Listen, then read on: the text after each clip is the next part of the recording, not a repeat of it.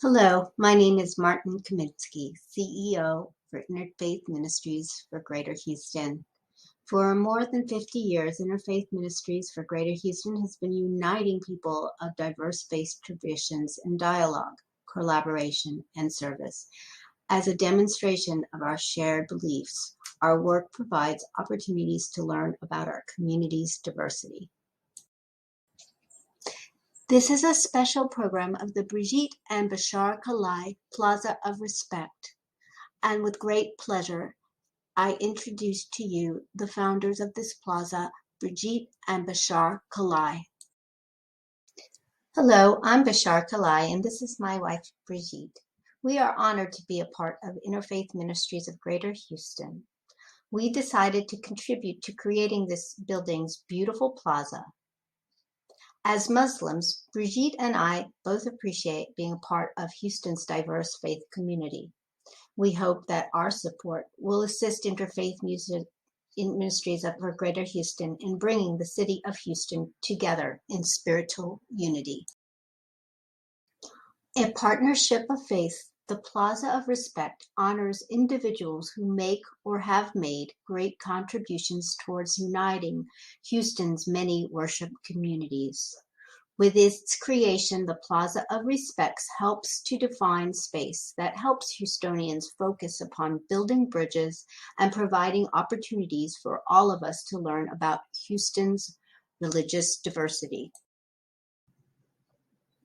Following the footsteps of many great Houstonians, the plaza is dedicated to great people who have carved a path of unity amongst Houston's religious leaders.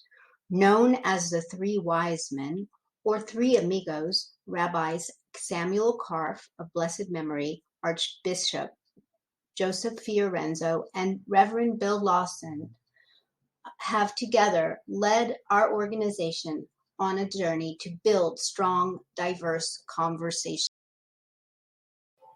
Respect is our mission.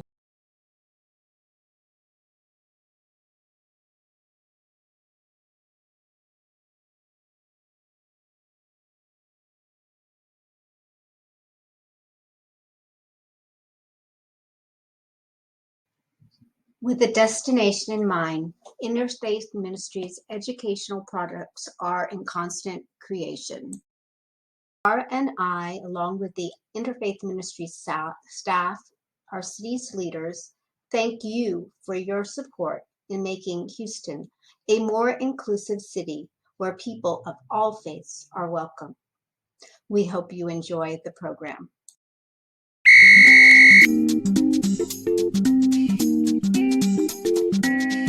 Welcome to Houston, y'all. Hello, I'm Mayor Turner, and I welcome you to our city. Houston's a large city that stretches across 655 miles. That's about twice the area of our neighboring city, San Antonio, Texas. Home to 2.3 million people, Houstonians speak 145 different languages. Houston is our town. It's where we work. It's where we play. And for many of us, it's where we pray. And regardless of how we pray, all Houstonians have faith in our community. So on behalf of this great city, Houstonians welcome you to Houston's Jewish community's House of Worship.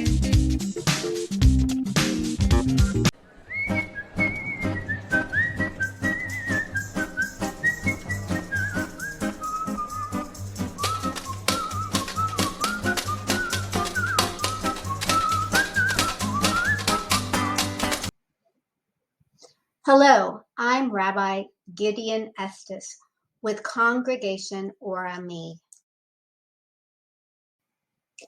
And I'm Rabbi David Lyon with Congregation Beth Israel. And we welcome you to our house. Jews call their house of worship a synagogue. The word synagogue means to assemble. There are some unique features that are common to most synagogues, and as we journey together, we hope to share some of these common features with you.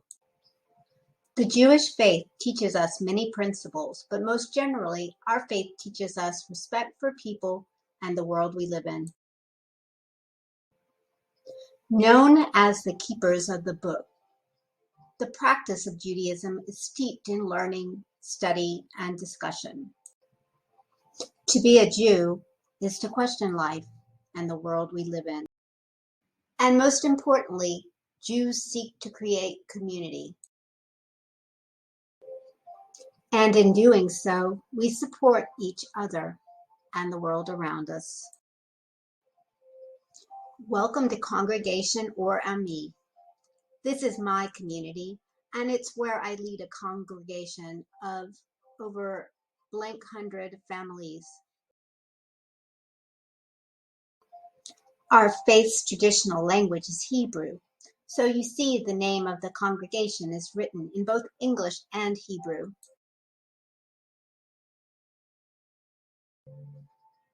Some common features on the outside of the building, often in front of the synagogue, is a candelabra called the menorah. The Jewish star, also called a Mogen David, is generally on the building or in front of the doorway. On the doorpost of a Jewish house and home is a mezuzah, which literally means doorpost. In its case is a scroll with a passage from Deuteronomy, and those prayers are the Shema and the V'ahavta, two of the most important prayers in Judaism. It is our common practice to kiss the mezuzah when we enter the doorway. Shall we go inside? In the entrance, there are some important items to note. For example, there are 3 things that we keep handy in the entrance that are important to our worshipers. These items are the kippah, the talit, and the siddur. The kippah, or kippot, are traditionally worn on the head by men and women. Some women wear small veils on their head before entering the sanctuary and before formal worship. The talit is a special garment steeped in tradition. It is given to young adults on their bar or bat mitzvah. Jews proudly wear the talit because, according to legend, being wrapped in a talit arouses God's mercy. The siddur is our prayer book for general worship services. It provides guidance about the service order for most all services. It is a companion to the Bible or Torah.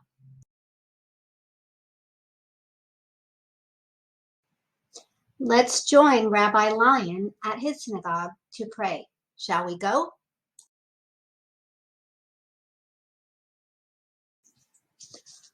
Hi, Rabbi Lyon. Thank you for taking us on a journey through the Beth Israel Sanctuary. My pleasure, Rabbi Estes. Beth Israel is Houston's oldest synagogue, and it's large. We have over blank 100 families who worship with us. We have blank number of sanctuaries at our synagogue, so it's a pleasure to take you through some of them. This is our main sanctuary. Just as in the entranceway inside of the synagogue, we also have a mezuzah on the doorpost of our sanctuary. Let's go in. Communal worship is a central pillar of the Jewish faith. When we pray, we feel kavanah, a spiritual connection. We gather in a minyan or group of 10 when we pray. In Jewish sanctuaries, there are some common features. Notice the pews, there aren't any kneelers. In our tradition, we stand rather than kneel when we pray. Along the walls are yahrzeit plaques or memorials to remember departed loved ones. Our worship practice is to read and remember the names of the departed on the anniversary of their death. The lights that are lit next to the names are the people who are currently being honored. Notice the stained glass windows. Synagogue stained glass commonly are paintings representing the 12 tribes of Israel. The tribes are named after the son of our patriarch Jacob. The 12 tribes are Reuben, Simeon, Levi, Judah, Dan, Naphtali, Gad, Asher, Issachar, Zebulun, Joseph, and Benjamin. Other common themes for stained glass are Mogen David's and also menorahs. At the front of the sanctuary is a stage we call a bima. On the bima are lecterns for the rabbi and cantor to lead services. There are chairs that are divided on either side of the bima for people who are participating, like synagogue leaders, and there's a table. The table has important items for worship like wine and candles for Shabbat, and the table is where we place the Torah scroll when we pray. In the center of the bima is the Aron HaKodesh, the holy ark where the Torah scrolls are kept. And above the Aron HaKodesh is the Ner Tamid. It is the eternal light, always burning or lit. It calls to mind God's presence and care for the people Israel.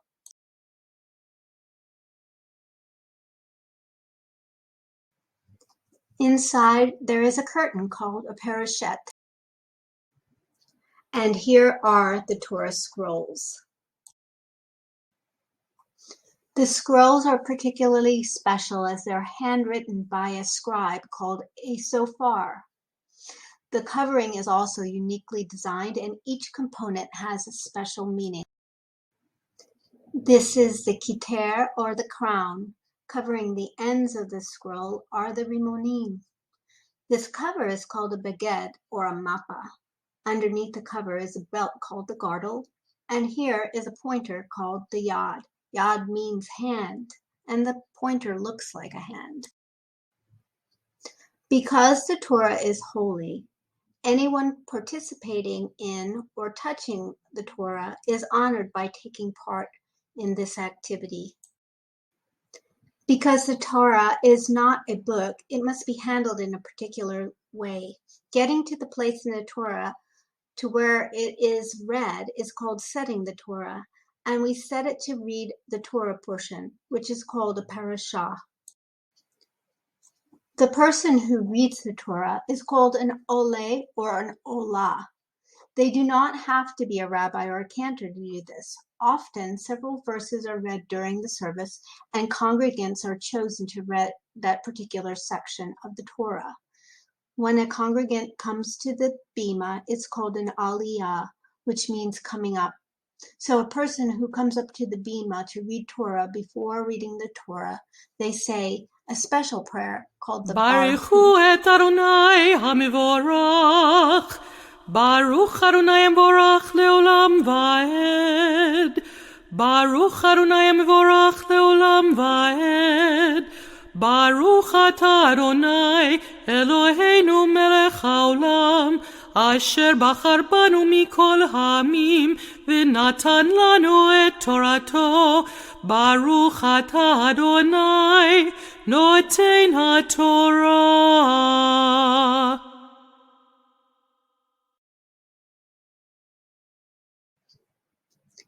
The Torah is not touched by your hands. We use the yad to touch the Torah. When we chant the Torah portion, this chant is called a trope.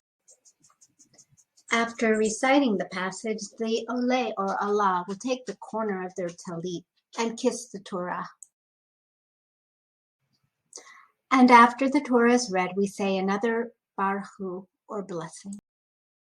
Baruch atah Adonai Eloheinu melech haolam, asher natan lanu torat emet, v'chayei olam nata b'tochenu, Baruch atah Adonai noten haTorah.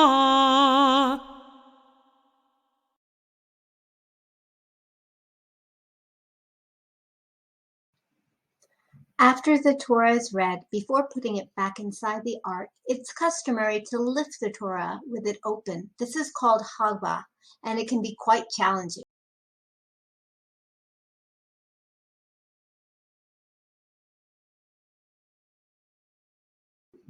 Then we dress the Torah and put it back into the ark.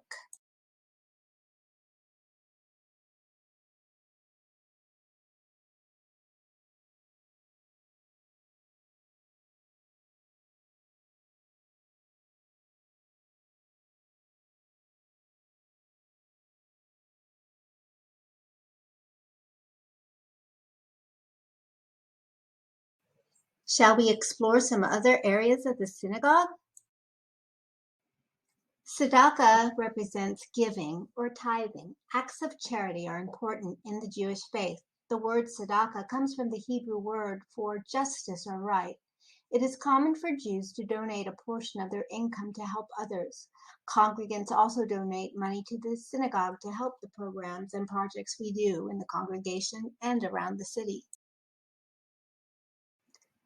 This is a tzedakah box. It's common to bring coins to the synagogue and put them in these boxes, and this way we can give anonymously. According to ancient tradition, giving anonymously is a higher act of justice because it's truly selfless. There is beautiful artwork around the synagogue. Here are paintings of generations of rabbis who've served this congregation. One of the three wise men, Rabbi Samuel Karf of blessed memory, served as Beth Israel's rabbi from 1975 to 1999. Let's explore some other spaces in the synagogue. Come on. Beth Israel has a gift shop where people can purchase Judaica like the mezuzah, Shabbat candles, or a tallit. Let's go visit some of the people in the offices. Hi, Rabbi. Here's our cantor's office. Hi, Cantor. Would you like to show our guests some of the things that are happening around the building? Sure, let's go. I hope you're enjoying your tour so far. Here we have an adult education program. In this room, we have got a library. It looks like a children's story class is going on. We even have Zoom tutoring for bat mitzvah. Hi, Charlie. Hi, Rabbi. This is an important event in the life of a young Jewish person. When they turn 13, they become a bar mitzvah for boy or bat mitzvah for girls. It signifies that they are committing their adult life to live and practice their faith as adults in the community. Getting ready for this event takes a lot of preparation, and the event takes place in the sanctuary in front of the entire congregation. There are always a lot of events and community gatherings in the synagogue, so the synagogue has places for people to gather, eat, and celebrate. We also have garden spaces that are lovely to sit in and meditate. Look, there's Rabbi Lion. I was just thinking, Cantor, that before our guests leave, they should take with them another important part of the Jewish experience, the concept of tikkun olam, which means repair the world. Within the walls, halls, and rooms of our synagogue, being mindful of doing good things is easy. Tikkun olam is a guiding principle for all Jews to be mindful that when we leave these doors, our mission is to take part in activities to improve the world. Our Creator created this world to be good. Our Creator's plan for us is to improve upon this good place. I enjoyed showing you around. I hope you enjoyed the tour. And we thank you for visiting our house.